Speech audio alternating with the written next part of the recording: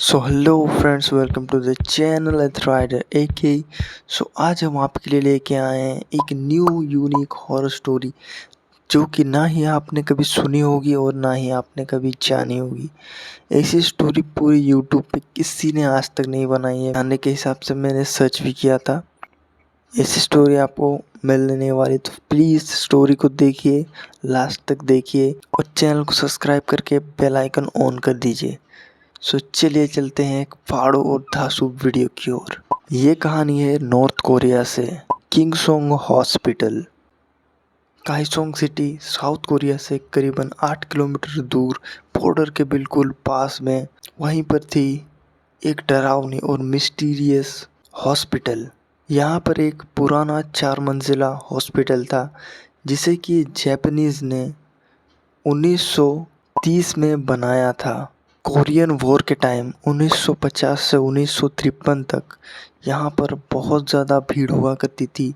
एक दिन में करीबन 100-200 जो कि वॉर में घायल हुए सैनिक यहाँ पर आते थे और अपना इलाज करा करवाते थे। 1953 में वॉर ख़त्म हुआ और वो मेडिकल भी उस वक्त तक बहुत ही नामी दामी हो गया था, क्योंकि वहाँ पर बहुत ही अच्छे से लोगों का इलाज किया जाता था। वहाँ से कोरियन वॉर ख़त्म होने के बाद करीबन 27 साल के बाद वो जो हॉस्पिटल था अचानक एक रात को बंद हो जाता है और वहाँ पर जितने भी लोग थे, जितने भी स्टाफ थे, सभी गायब हो जाते हैं एक रहस्यमय तरीके से। एक रात में एक पूरा हॉस्पिटल कैसे गायब हो गया, हॉस्पिटल के स्टाफ कैसे गायब हो गए, वो हॉस्पिटल खाली कैसे हो गया। तो सरकार ने जवाब दिया, हम एक नया हॉस्पिटल बनाएंगे। तो वहाँ पर उन सभी को शिफ्ट कर दिया गया है। तभी से वो बिल्डिंग वैसे ही पड़ी है, वहाँ पर ना ही कोई आता है और ना ही कोई जाता है। वो बिल्डिंग बिल्कुल सुनसान और डरावनी, वहाँ पे खिड़कियाँ पूरी टूटी फूटी और जंग लगे दरवाजे, और अंदर में एक रहस्यमय अंधेरा। काइसोंग गांव के जो लोग थे वो लोग आज भी कहते हैं कि वहाँ पर रात को 12 बजे के बाद किसी के बहुत ही भयंकर तरीके से चिल्लाने की आवाज़ आती है, और वो अभी भी आती है। पहले वहाँ पर पानी गिरने की आवाज़ आती है, फिर लोगों को आवाज़ ऐसी आती है कि जैसे बिस्तर में कोई बहुत ज़्यादा छटपटा रहा है, और उसके बाद किसी औरत की चीखने की आवाज़ आती है, और सबसे आखिर में एक बच्चे की रोने की आवाज़ आती है जो कि धीरे धीरे दब जाती है वहीं पर। आज तक 1980 के बाद एक भी दिन ऐसा नहीं है जब वहाँ से लोगों की चीखने की आवाज़ ना आई हो। जैसे ही रात के 12 बजते हैं वैसे ही वहाँ से शोर आना शुरू हो जाता है। वहाँ पे जो बुज़ुर्ग थे वो लोग बोलते हैं कि उस हॉस्पिटल में एक ऑपरेशन थिएटर था। ये जो भी चिल्लाने की आवाज़ आती है ये सब कुछ उसी ऑपरेशन थिएटर की ओर से आती है, क्योंकि उनका माना जाता है कि जिस वक्त तक ये हॉस्पिटल चल रहा था उस वक्त यहाँ के जो डॉक्टर्स थे वो सोल्जर्स को बिना बेहोश किए ही उनका ऑपरेशन किया करते थे, कि वहाँ पर इतनी चीखने की आवाज़ें आती थी कि वो सुनकर वो लोग भी घबरा जाएं और उनका भी दिल दहल जाए। 2015 में वहाँ पर 2 सोल्जर, नॉर्थ कोरिया आर्मी के 2 सोल्जर पार्क और किम, वो करीबन यही 19-20 साल के रहेंगे। वो लोग वहीं पर हॉस्पिटल पे ड्यूटी कर रहे थे। रात को 12 बजे के बाद वहाँ पर लाइट जली, तो अचानक से उस हॉस्पिटल में तो कोई भी नहीं रहता था, उस हॉस्पिटल में कोई भी रहता नहीं था, लेकिन वहाँ पर सिक्योरिटी गार्ड हर वक्त तैनात रहते थे। तो अचानक एक दिन वहाँ से लाइट जलने की खबर मिली वहाँ के लोगों को, तो उन्होंने जाके पुलिस में कंप्लेन किया, और उसके बाद वो लोग वहाँ जाकर देख रहे थे कि अंदर में है क्या। तो वो लोग चेक करने गए, वो लोग अंदर गए, टॉर्च जलाया, ग्राउंड फ्लोर बिल्कुल खाली। दूसरे मंजिल पे जब वो पहुँचे तो उन्होंने देखा कि ऑपरेशन थिएटर का बिल्कुल खाली। अंदर से फॉर्मेलिन और खून की स्मेल आ रही थी बहुत ही ज़्यादा। टेबल पे पुराने दाग थे 70 साल पुराने। किम ने तभी डरते हुए कहा कि चलो वापस। तभी ऊपर तीसरी मंजिल से गिरने की आवाज आई। दोनों बहुत ज्यादा डर गए और वहां से नंगे पांव वो लोग भागने लगे। सुबह को 5 बजे गांव वालों को पार्क उसी हॉस्पिटल के बाहर उन्हीं में से एक सोल्जर बेहोश मिला और उसे बहुत ज़्यादा जोर से बुखार भी आया हुआ था, करीबन 104 डिग्री। अचानक उसने जैसे ही होश आया, उसे गांव वालों ने देखा तो उसने चीख कर कहा कि कोई मुझे अंदर खींच रहा है, मुझे बचा लो। गांव वाले ले गए। उसी वक्त उस सोल्जर को गांव वालों ने पूछा कि तुम्हारे साथ तुम्हारा एक सोल्जर सिपाही रहता है, वो कहाँ गया? जिसका नाम था किम। और किम तभी से गायब हुआ है। आज तक किम की कोई अता पता नहीं मिला है। वो जो पार्क था उसका भी मानसिक संतुलन हिल गया था। करीबन 6 महीने बाद वो भी पूरा पागल हो गया और वो बस एक ही बात दोहराया करता था, रात के 12:05 दरवाज़ा मत खोलना।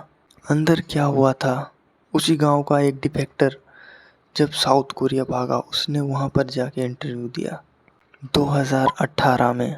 उस डिफेक्टर ने बताया, उस डिफेक्टर के जो चाचा थे वो वहाँ पर कंपाउंडर थे। उसने कहा वॉर के बाद यहाँ स्पेशल वार्ड बना था। वहाँ पर जो डिफेक्टर की फैमिलीज होती थी या फिर कोरियन वॉर में जो नॉर्थ कोरिया के साथ गद्दारी करते थे, उनको उस हॉस्पिटल में रखा जाता था। बिना खाना पानी दिए बहुत ज़्यादा टॉर्चर किया जाता था जैसे ही रात के 12 बजते थे। इसीलिए लोगों को रात को 12 बजे अभी भी उन लोगों की चिल्लाने की आवाज़ आती है। और ये सब हुआ था कोरियन टाइम के वॉर के बाद। मरने वालों को यही दफना दिया जाता था हॉस्पिटल के पीछे। एक रात बहुत ज़ोर ज़ोर से चीखने की आवाज़ आई। सुबह देखा तो वार्ड खाली था, सिर्फ फर्श पे गीले निशान, जैसे कोई घसीट कर ले गया हो किसी को वहाँ से। और उसके 2 दिन बाद चाचा भी गायब हो गए। और जो वहाँ का एक बहुत ही सबसे डरावना रूल है, आज भी आर्मी ने हॉस्पिटल के 200 मीटर के दायरे पर आसपास में फेंसिंग कर रखी है।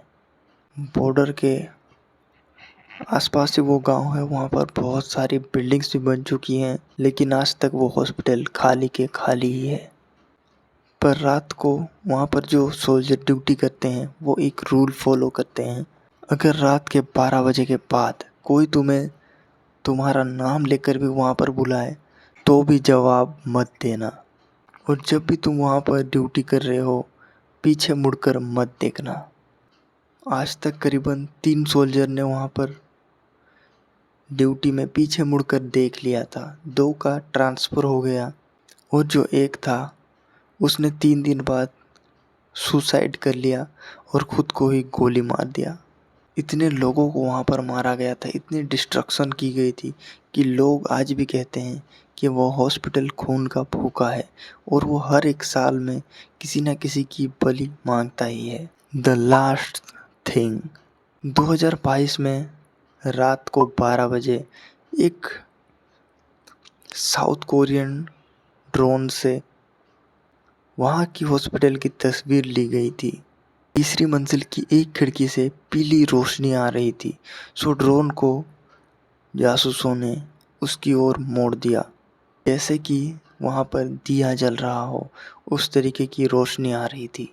जैसे ही ड्रोन को पास में लेकर गए, उन्होंने देखा कि खिड़की पर 5 उंगलियों के निशान हैं, जैसे कि अंदर किसी को टॉर्चर किया जा रहा हो। शीशा अभी भी 40 साल बाद भी टूटा हुआ है मेरे भाई। सो अब बताता हूँ एक खुफिया बात, जो कि ना ही आपको कहीं डॉक्यूमेंट्री में मिलेगी और ना ही कहीं पर। हमें वहीं से भागे हुए एक डिफेक्टर ने ये स्टोरी बहुत ही ज़्यादा ढूंढना और बहुत ही ज़्यादा मुश्किल से मिली थी कि वो हॉस्पिटल रातों रात खाली क्यों हुआ था। वहाँ पर जो लोग थे उन लोगों को टॉर्चर करके मारा जाता था और ऑपरेशन किया जाता था उनके ऊपर। इसी वजह से उन लोगों को वहाँ से निकलने भी नहीं दिया जाता था। इसीलिए हर दिन रात को वहाँ से चीखने की आवाज़ आती थी, लेकिन लोगों ने उसे भूतिया नाम दे दिया और लोग बहुत ही ज़्यादा डरते थे। वो जो नॉर्थ कोरियन सरकार है वहाँ पर अब एक डिक्टेटरशिप कर रही है, जो कि हर एक आदमी को, हर एक औरत को, सबको वहाँ पर कंट्रोल कर रही है और किसी को ना खुली आज़ादी है और ना ही कुछ बोलने का हक। शायद आप लोगों को 2016 की बात पता होगी, ऑटो वॉम्पियर नाम का एक अमेरिकन व्लॉगर वहाँ पर घूमने गया था, लौट कर नहीं आया। वहाँ के लोगों की ज़िंदगी आपको सोच कर ही बहुत ज़्यादा ताज्जुब लगेगा कि वो जो ऑटो वॉम्पियर था उसने तो बस एक पोस्टर फाड़ा था, इसीलिए उसे 10 साल की जेल हो गई। तो सोचिए वहाँ पर जो लोग रहते होंगे उनके साथ वहाँ पर किस किस तरीके का और किस लेवल का ब्रूटैलिटी फेस करना पड़ता होगा, और जो डिफेक्टर होंगे वहाँ पर उनके साथ तो क्या ही होता होगा, आप सोच सकते हैं। वहाँ का जो लीडर है किम जोंग उन, वो बहुत ही ज़्यादा तानाशाह है और उसने करीबन उसके बाप के बाद वही वहाँ पर शासन करता है। और उनके इलेक्शन भी होते हैं, आपको सुन के हैरानी होगी। और इलेक्शन में वोट बस वो लोग किम जोंग उन को ही दे सकते हैं। और वहाँ पर लोग कहते हैं कि मतलब उसकी जो हेयर स्टाइल है वो भी कोई कॉपी नहीं कर सकता, और कुछ गिने चुने हेयर स्टाइल हैं जो कि लोग रख सकते हैं और उसके बारे में कोई बोल नहीं सकता, कोई कुछ नहीं कह सकता। Anas Khan travel with AK, जो कि हमारे इंडिया से ब्लॉगर हैं, वो बहुत सालों के बाद शायद इंडिया से पहले आदमी हैं जो कि वहाँ पर गए थे, और विष्णु भाई थे वो भी गए थे। वो एक मस्त चीज़ बताता हूँ। वहाँ पर जो ट्रैवल विथ AK गए थे उन्होंने करीबन पूरी सीरीज़ बनाई है वहाँ पर, जो कि बहुत ज़्यादा खतरनाक और वहाँ के लोगों के लाइफस्टाइल को दर्शाती है। अगर आप लोगों को वो देखने में इंटरेस्ट है तो प्लीज़ जाके उनका चैनल विज़िट करें, और बहुत ही अच्छी अच्छी वीडियोज़ उन्होंने बना के रखी हैं, वो जाकर वॉच करें। आज की वीडियो यहीं पर एंड करते हैं। अगर तो आप लोगों को वीडियो पसंद आया प्लीज़ से प्लीज़ चैनल को सब्सक्राइब करके वीडियो को लाइक कर दीजिए, और आपसे एक हम्बल रिक्वेस्ट है, एक छोटा सा कमेंट कर दीजिए कि आप लोगों को वीडियो कैसा लगता है। आज के लिए इतना ही, चलिए चलते हैं। Thank you so much for watching.